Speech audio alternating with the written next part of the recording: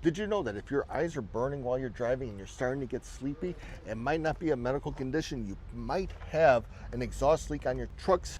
The newer trucks have higher exhaust pressure between the turbo and the DPF filters, which causes exhaust leaks to be a lot more common in front of or below of the cab. If those exhaust fumes are seeping into the cab, you may be getting carbon monoxide poisoning. If you need to get your truck checked out, give us a call at 708-670-5566 or visit us on the southeast side of Chicago at 13518 South Oxy.